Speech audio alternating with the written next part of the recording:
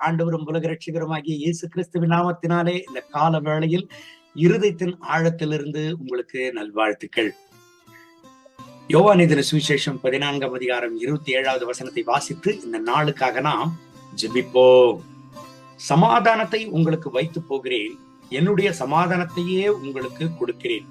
உலகம் கொடுக்கிற பிரகாரம் நான் உங்களுக்கு கொடுக்கிறதில்லை. உங்கள் இருதயம் கலங்காமலும் பயப்படாமலும் இருப்பதாக. என் அன்பு தேவனுடைய பிள்ளைகளை, ஆண்டவராக இயேசு கிறிஸ்து இந்த இடத்துல சொல்லுகிறாரு, சிஷ்யர்களோடு தன்னுடைய இருதயத்தின் ஆழத்திலிருந்து பேசுகிறதான சூழ்நிலையில அவர் சரீர பிரகாரமாக இந்த உலகத்தில் வாழ்ந்த கடைசி நாட்களில இந்த வார்த்தைகளை சீஷர்களோடு கூட ஆண்டவர் சொல்லுகிறார். உலக பிரகாரமான சமாதானம் அல்ல, என்னுடைய சமாதானத்தையே உங்களுக்கு நான் வைத்து போகிறேன். உலகம் கொடுக்கிற பிரகாரமாக அல்ல, என்னுடைய சமாதானத்தையே நான் உங்களுக்கு வைத்து போகிறேன் என்று ஆண்டவராக இயேசு கிறிஸ்து சொல்லுகிறார்.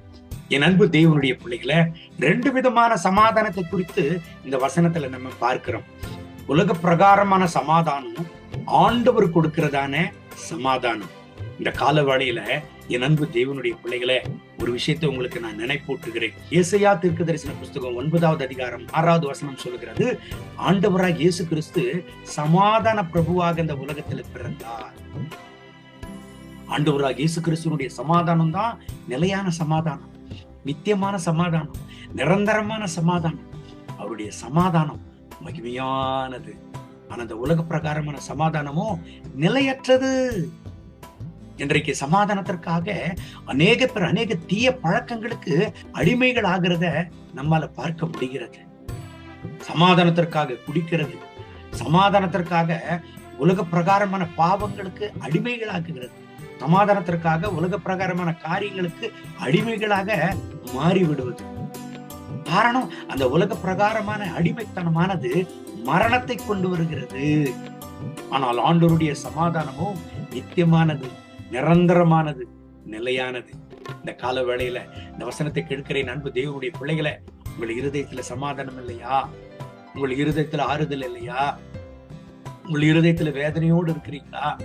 ஐயோ, நான் என்ன செய்தாலும் எனக்கு சமாதானம் இல்லையே, நான் எங்க சென்றாலும் எனக்கு சமாதானம் இல்லையே, நான் என்ன செய்வதென்றே தெரியவில்லை என்று நீங்கள் புலம்பிக் கொண்டிருக்கிறீர்களா? கர்த்தருடைய வார்த்தை உங்களை தேடி வருகிறது. அவருடைய சமாதானத்தை உங்களுக்கு கொடுக்கிறவராக இருக்கிறார்.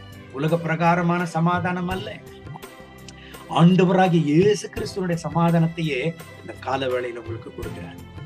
எதை குறித்து கலங்கி கொண்டிருக்கிறீங்க? எதை குறித்து அழுது புலம்பிக் கொண்டிருக்கிறீங்க? அழ வேண்டாம், கலங்க வேண்டாம். என் அன்பு தேவனுடைய பிள்ளைகளை, உங்களுக்கு சமாதானத்தை கொடுக்கிற சமாதான பிரபு ஒருவர் இருக்கிறார். அவர்தான் ஆண்டவராகிய இயேசு கிறிஸ்து. நீங்க எந்த நிலைமையில் இருந்தாலும் அவர் உங்களை தள்ளிவிடவே மாட்டார்.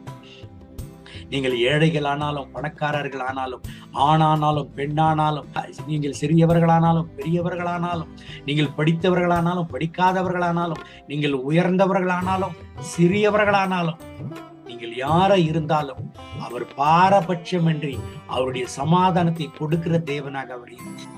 அவரை தேடி வந்த ஒருவரையும் அவர் புறம்ப தள்ளினதே இல்லை.